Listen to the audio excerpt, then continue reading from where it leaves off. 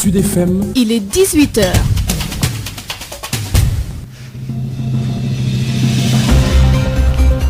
Il est 18h sur la 98.5 Sud FM Sen Radio. Vous écoutez le grand journal. Tout de suite, les titres. Josette Kali. La grippe aviaire au-delà de Pout, au moins 750 pélicans sont retrouvés morts au parc ornithologique de Ndjoudj dans la région de Saint-Louis. Une équipe du ministère de l'élevage et de la direction des vétérinaires est déjà sur les lieux. Coronavirus, 4 décès recensés au cours de ces dernières 24 heures avec 318 nouvelles contaminations et 55 patients en réanimation. Éducation en cette période de pandémie. Après le premier trimestre, les acteurs tirent un bilan mitigé. Les gestes barrières respectés à peine. Le QCEMS dénonce et alerte les autorités. Sitting des Sénégalais ce samedi à Paris au siège de Amnesty International. Un rassemblement de protestation pour réclamer la libération de Boubacar Seye de Horizon Sans Frontières. L'actualité hors de chez nous et la page des sports vont boucler cette édition mise en onde par Alassane Ouad. Sud Soir. Josette Kali. Qui vous dit bonsoir. Face à la recrudescence de la pandémie, Alioune Badara Mbengue, le gouverneur de Kaolack, lance un appel aux citoyens en un changement de comportement. Appel en marge de la cérémonie de remise du don des amis sportifs de Kaolack. Alioune Badara Mbengue, le gouverneur de Kaolack, est au micro de Awa Thiaw. C'est un appel à toutes les populations pour qu'on fasse encore davantage attention. Que la maladie est là, elle ne nous a pas encore quittés. Et elle devient de plus en plus, chaque jour que Dieu fait, elle devient de plus en plus virulente. Donc faisons attention. Faisons attention. Nous, en ce qui nous concerne, nous avons beaucoup fait. Nous ne cessons de sensibiliser, nous ne cessons même de distribuer nous-mêmes en descendant sur le terrain, donc des masques et du gel. Je crois que la meilleure manière de nous en sortir, c'est de respecter les mesures édictées par les autorités sanitaires, à savoir donc le port systématique de masques, le lavage des mains avec de l'eau et du savon, ou à défaut donc du gel, les distanciations sociales. Je crois que si on le fait, et tout en étant responsable, il faudrait que chacun d'entre nous se sente responsable et ne pas dire que c'est l'autre. Bon, on a l'habitude de l'enfer c'est l'autre. Non, c'est l'enfer c'est nous-mêmes si on ne fait pas attention. Donc je crois que si chacun d'entre nous se comporte de manière responsable, je crois que cette maladie n'aura pas donc de beaux jours ici devant nous. Nous restons dans la localité. Plus de 600 anciens sportifs et cadres de Kaolack regroupés au sein d'une plateforme dénommée Amis Sportifs hier se sont engagés pour lutter contre la propagation de la pandémie à Kaolack. Ils ont apporté leur soutien aux malades et remis des thermoflash au gouverneur de Kaolack, Elhadji Fouardini, porte-parole de la plateforme Kaolack Dembe avec Awa Thiaw. Monsieur le gouverneur, nous venons vous voir au nom de notre panel, ici présent, composé et représenté par Madame Ngagne Sirelo, son Excellence Vieux Aïdara, Moussa Sow, Abdou Karim Diop de Kaolack, Mas Faye et moi-même, Fouad Wardini. Le panel qui vient vous voir et vous remettre un don a été l'initiative d'un de nos membres, Mas Faye, ici présent. C'est lui-même qui a eu cette initiative pour regrouper d'anciens footballeurs, d'anciens sportifs. Et une fois ce panel créé, nous avons l'ambition de travailler pour notre ville. C'est dans ce sens que nous avons senti le devoir et l'obligation de participer ou bien de faire un don aux malades de la Covid de l'hôpital régional de Kaolack. C'est un don simple d'une valeur approximative de 500 000, composé de 2 tensiomètres manuels, de 5 thermoflash, de 450 chlorures de sodium et de 1750 couches. C'est un don symbolique. Nous sommes des citoyens sénégalais. Nous sommes des fils de Kaolack qui voulons œuvrer pour notre ville. Et nous voulons un appel, que tôt ou tard on viendra vous voir pour avoir un soutien de l'État. Nous voulons faire de notre ville une ville pilote dans certains domaines. C'est pourquoi nous sommes venus vous voir pour vous remettre symboliquement ce don. Bilan du trimestre d'enseignement-apprentissage, il est mitigé selon le secrétaire général du QCEMS, Abdoulaye Ndoye, qui dénonce le non-respect du protocole sanitaire au moment où le personnel enseignant n'est pas épargné par la Covid-19. Abdoulaye Ndoye que nous exécutons au micro de Absa Elimanouane.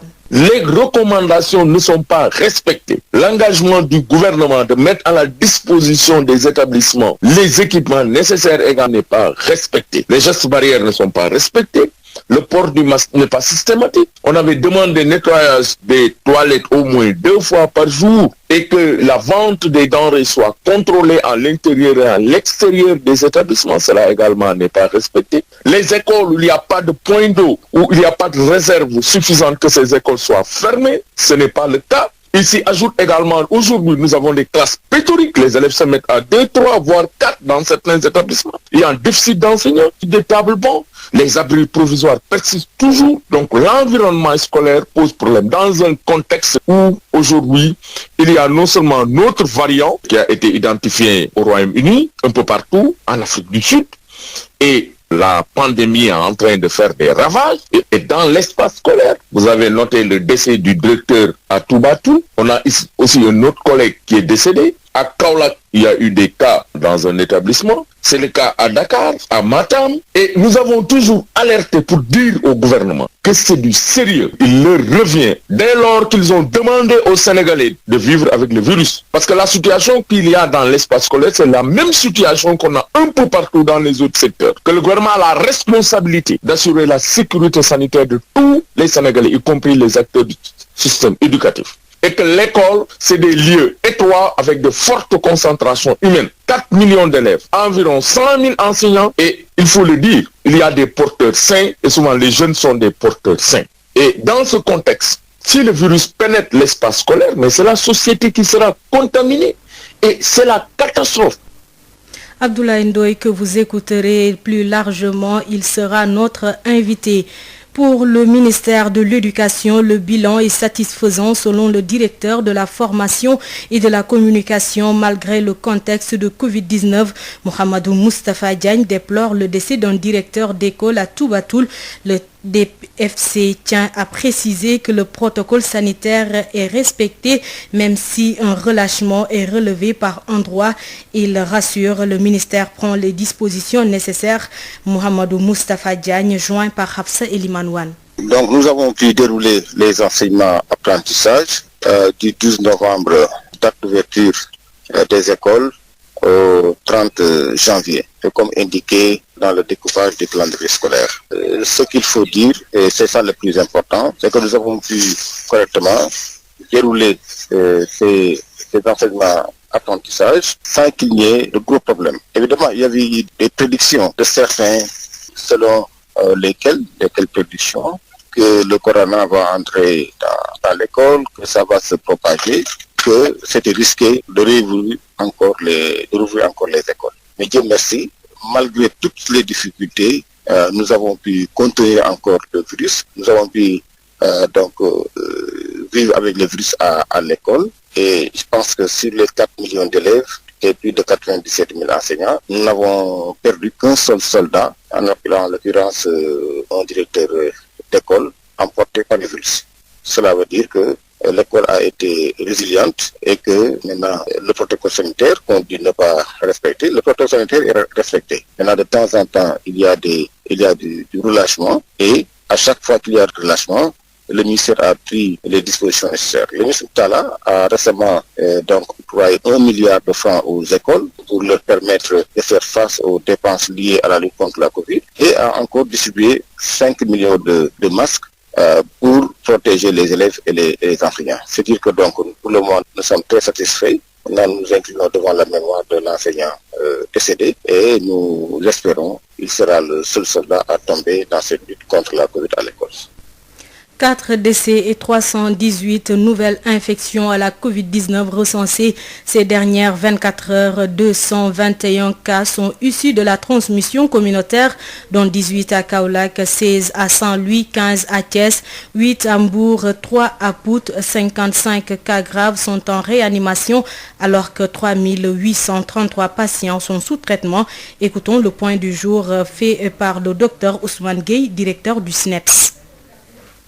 Sur 2180 tests réalisés, 318 sont revenus positifs, soit un taux de positivité de 14,59%. Les cas positifs sont répartis comme suit. 97 cas contacts suivis par nos services, aucun cas importé enregistré dans les différentes portes d'entrée du pays, 221 cas issus de la transmission communautaire, 197 patients suivis ont été contrôlés négatifs et déclarés guéris. 55 cas graves sont pris en charge dans les services de réanimation. 4 décès ont été enregistrés ce vendredi 29 janvier 2021. L'état de santé des autres patients hospitalisés est stable. À ce jour, 26 213 cas ont été déclarés positifs, dont 21 758 guéris, 621 décédés et 3 833 sous traitement. Le ministère de la Santé et de l'Action sociale exhorte les populations au respect strict des mesures de prévention individuelle et collective, notamment le port correct de masques couvrant le nez et la bouche, le lavage fréquent et régulier des mains à l'eau et du savon ou utilisation de gel hydroalcoolique et la distanciation physique. Également, nous rappelons le recours précoce aux soins. Face à l'augmentation des cas, nous nous intéressons au respect des gestes barrières, au port du masque ou à la distanciation physique dans les rues. Le constat est que des personnes peinent toujours à respecter ces mesures barrières. Reportage Abdoulaye Diop. Respecter les gestes barrières est devenu un message universel. Port du masque, distanciation sociale, lavage des mains entre autres le composent. En cette période de deuxième vague, qu'en est-il du côté des Sénégalais? Voilà ce que ce monsieur a constaté. Alors absolument pas. Moi ce que je remarque c'est carrément une négligence, et un manque de prise au sérieux de cette situation-là. Et ça c'est partout. Regardez juste autour de vous. Sur 20 personnes que vous croisez, il n'y aura que 5 ou 7 qui portent leur masque. D'accord? Donc ça, comment on peut l'appeler?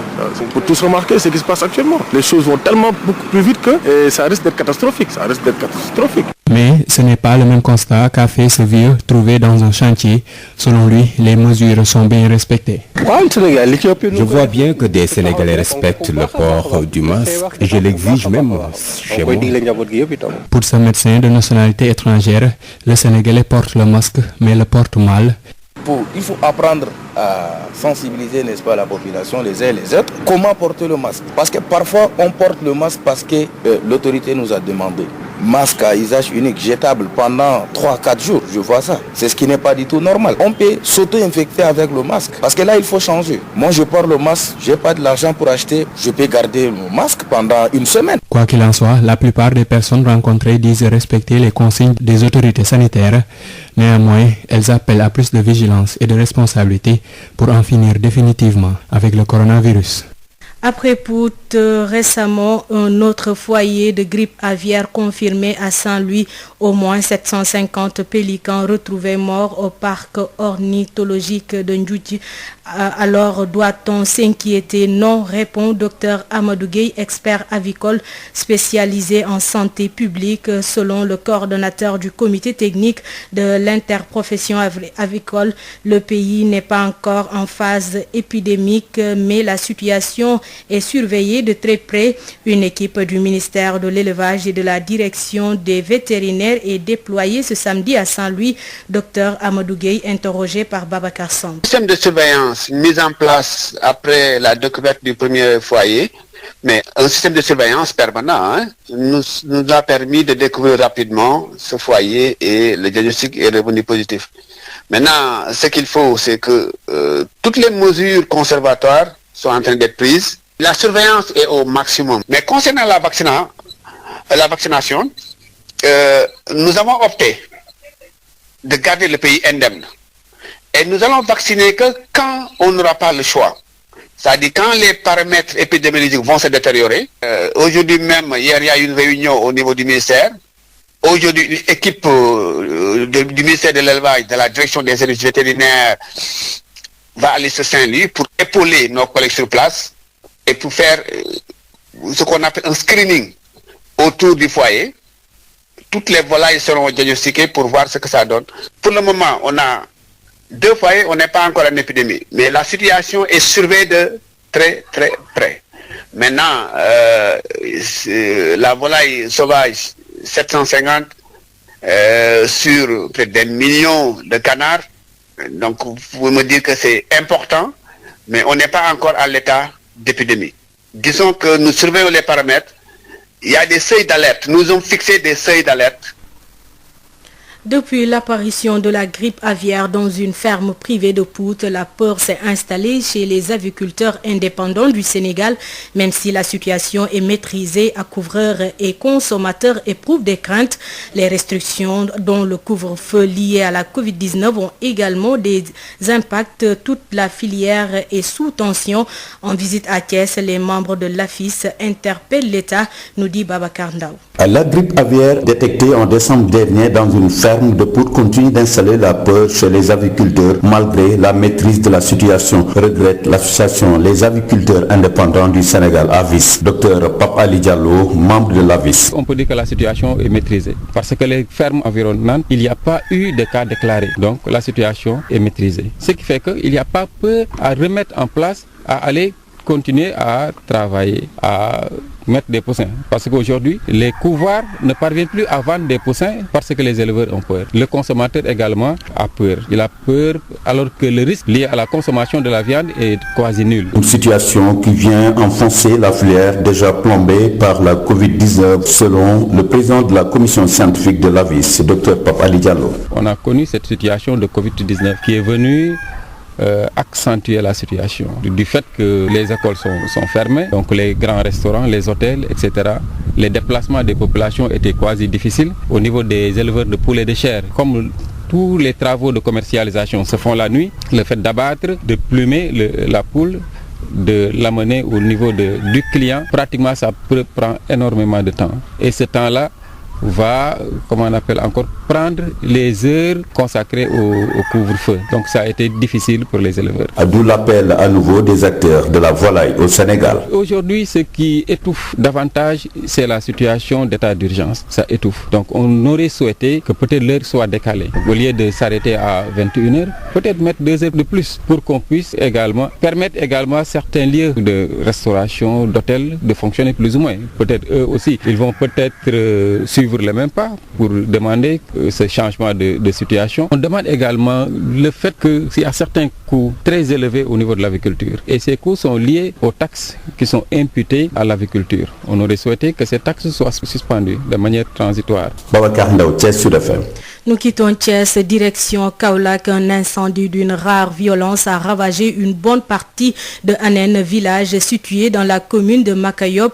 Les dégâts sont énormes. Des vivres, du matériel agricole et des bêtes ont été consumés par le feu, nous dit Awachao. Des vivres, arachides, riz et mil réduits en cendres, du matériel agricole, des charrettes, vélos et tôles entièrement calcinées, des cases en banco et bâtiments en dur noircis par les flammes, de la paille d'arachide consumée, des chèvres, moutons et poulets décimés. C'est le bilan de l'incendie d'une rare violence qui a secoué ce samedi aux environs de 10 heures le village de Anen, localité située dans la commune de Makayop, département de Koungheul. Cet incendie a ravagé une bonne partie du village, laissant plusieurs familles sans abri. L'origine du feu est jusque-là indéterminée, selon le premier adjoint au maire de Makayop, Cheikh Oumar Ndiaye. Certes, il n'y a pas de perte en vie humaine, mais les dégâts matériels sont énormes. Les effets vestimentaires, lits, matelas, nattes et ustensiles de cuisine ont été dévorés par les flammes. Les sapeurs-pompiers qui ont quitté Kaffrine sont arrivés sur les lieux avec beaucoup de retard du fait de la longue distance parcourue et ont mis du temps pour stopper le feu qui consumait tout sur son passage. Pour l'heure, la tristesse et la désolation sont les sentiments les mieux partagés au village de Anen où plusieurs familles risquent de passer la nuit à la belle étoile. Le chef de village, tout comme les victimes, sollicite un appui d'urgence de l'État. Kaolack pour Sud FM, Awachao. Awachao, arrestation de Boubacar Seye de Horizon sans frontières. Des Sénégalais ont organisé un sitting ce samedi devant le siège de Amnesty International à Paris. Ils dénoncent cette interpellation et exigent sa libération. Maktarba a pris part à ce sitting. Il est avec Hapsa Elimanouane. Je suis là, en fait, devant l'Amnesty International à Paris, avec des patriotes, des Sénégalais venus d'ici et d'ailleurs. En fait, les gens sont venus justement pour soutenir notre frère Babacar Seye, Horizon sans frontières, parce que Babacar, la seule chose qu'il a demandé à l'État du Sénégal, c'est la réduction des comptes. Parce que l'Union européenne n'a cessé de financer, ne serait-ce que stopper l'immigration. En fait, nos petits frères qui prennent des pirogues, qui meurent en Méditerranée, il faut qu'on arrête. Les Sénégalais de la diaspora, il faut savoir que la diaspora est le poumon économique du Sénégal. Chaque Sénégalais a quelqu'un qui vit à l'extérieur. Quand on voit notre frère qui aujourd'hui est emprisonné, mais franchement, on ne peut pas nous dire pourquoi. Et la preuve, Macky Sall aujourd'hui, il a demandé à l'État de faire une audit pour ces fonds-là en fait. Mais ces fonds ont été détournés. Babacar Seye a eu les preuves. Mais pourquoi pourquoi on l'a pris à l'aéroport? Pourquoi? Babacar Seye a une famille. Et je lance aussi un appel à nos chefs religieux. Ils ont aussi leur sens de responsabilité par rapport à ce qui se passe. Les Sénégalais en ont marre. Babacar Seye, on n'a qu'à le libérer, sa place n'est pas en prison. Ils n'ont qu'à justifier. Il a posé une question. L'argent qui était destiné aux immigrés, même pour stopper cette immigration clandestine. Mais cet argent est où? Le gouvernement hors de chez nous, le gouvernement burkinabé reporte la tenue du FESPACO. Ce festival devait se tenir du 27 février au 6 mars sur le thème « Contribution du cinéma à la culture de la paix ». La décision a été prise au regard de la faible production cinématographique réalisée pour des raisons de crise sanitaire marquée par la maladie à coronavirus. La situation est présentée par notre correspondant à Ouagadougou, Mathieu Somda. Le Service national pour le développement à sa création en 1984, en pleine révolution, avait la dimension formation militaire et formation civique. En 1990, la phase militaire sera supprimée et remplacée par une formation civique, patriotique et pédagogique. Avec la situation sociopolitique actuelle marquée par l'incivisme et la crise sécuritaire, la réintégration de la formation militaire dans le programme des appelés du SND s'impose, selon le ministre de la Communication Ouseni Tamboura. Pour les appelés du SND, ce sont les jeunes de 18 à 30 ans. Désormais, ils vont bénéficier nécessairement et forcément une formation civique et militaire de 90 jours. Nous ne serons plus dans l'option du SND où il n'y a pas donc de formation militaire. Ce contexte, c'est le défi du patriotisme, du civisme, puis aussi de faire en sorte qu'il y ait assez de discipline, de faire en sorte que nous bâtissons une jeunesse forte. La mutation touche aussi les options de recrutement des appelés du SND. Le ministre Ouseni Tamboura. Le premier type de recrutement, c'est un recrutement par tirage au sort, par quota, donné à chaque région. À la suite aussi, il a fait un test pratique parce que il faut être effectivement apte à subir cette formation militaire. Le deuxième mode de recrutement, c'est le recrutement sur dossier avec la collaboration des autorités administratives que nous avons. Et puis enfin, le troisième type de recrutement que vous connaissez, puisque c'est celui-là qui est en vigueur, c'est le fait que tous les travailleurs du secteur public et du secteur privé qui sont assidus au SND sont naturellement incorporés au SND. Les travailleurs du public et du privé incorporés produisent dans leur service d'origine. Ils perçoivent un pécule équivalent aux 2/3 de leur salaire de base. Le reste du salaire est reversé au trésor public. Les appelés non salariés ou appelés volontaires sont recrutés, formés et injectés dans les secteurs de production. Mathieu Somda, depuis Ouagadougou pour Sud FM. Les experts de l'OMS se sont rendus ce samedi à Wuhan, centre de la Chine, dans le premier hôpital à avoir accueilli des malades de la Covid-19 au deuxième jour de leur enquête de terrain sur l'origine du coronavirus. CHAN 2021, les quarts de finale à 19h, la République démocratique du Congo joue le Cameroun, le pays hôte. Depuis 16h, le Mali et le Congo jouent leur quart de finale, mais sous score 0 but partout. On joue les prolongations. La suite demain avec les affiches Maroc, Zambie, Guinée, Rwanda. Rappelons qu'hier, la CAF a définitivement validé les candidatures de Patrice Motsepe et de Ahmad Yahya après leur audition du jeudi dernier par la commission de gouvernance de la CAF. Ils pourront donc participer aux prochaines élections à la présidence de la CAF prévues le 21 mars 2021 à Rabat, tout comme Maître Augustin Senghor et Jacques Anouma. Sud FM, l'invité du jour. Le CUSEMS tire un bilan mitigé après le premier trimestre d'enseignement-apprentissage, le non-respect du protocole sanitaire au moment où le personnel enseignant n'est pas épargné par la Covid-19.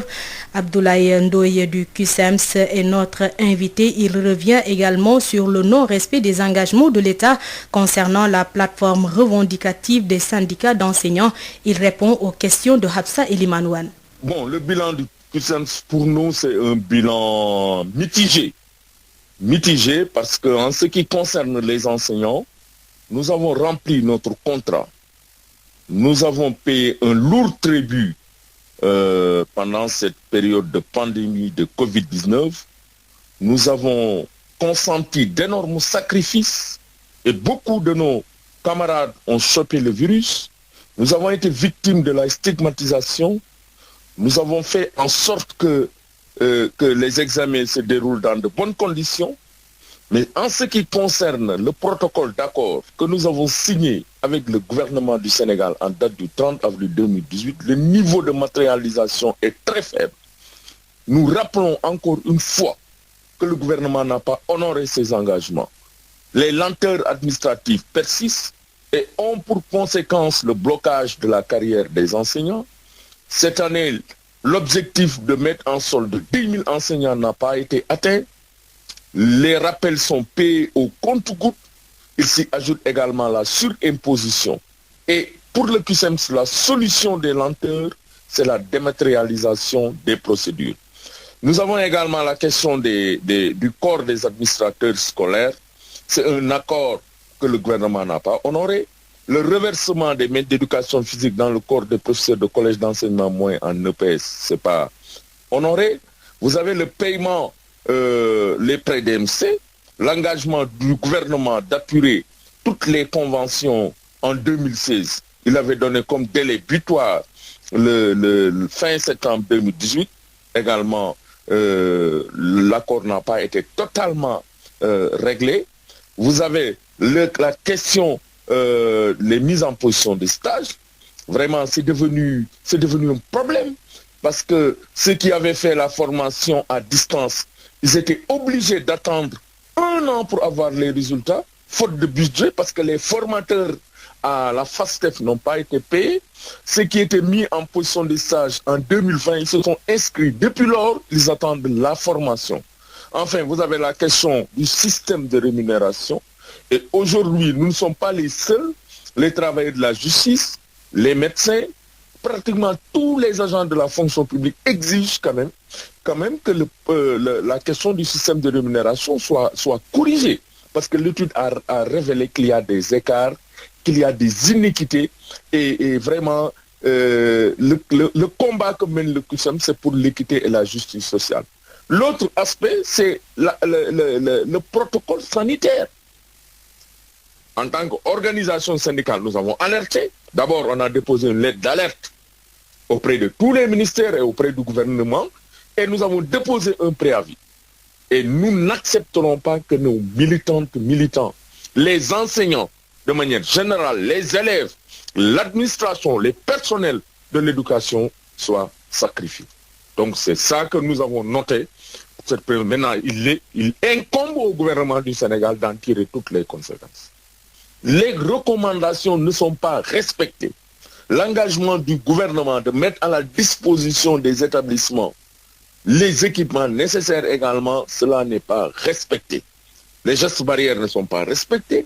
Le port du masque n'est pas systématique. Le gouvernement a la responsabilité d'assurer la sécurité sanitaire de tous les Sénégalais, y compris les acteurs du système éducatif.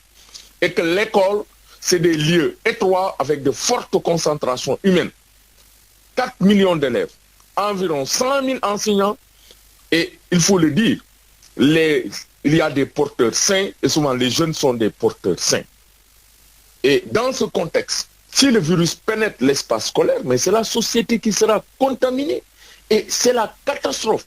Et c'est pourquoi nous tirons encore sur la sonnette d'alarme. C'est pourquoi j'ai dit que votre bilan est mitigé. Parce qu'en ce qui nous concerne, nous avons accompli notre mission, mais le gouvernement n'a rien fait pour honorer les engagements souscrits à l'endroit des enseignants. Et le gouvernement n'a rien fait pour le respect du protocole sanitaire, des recommandations, parce que tous les engagements que le gouvernement avait pris concernant le protocole sanitaire, ces engagements n'ont pas été respectés.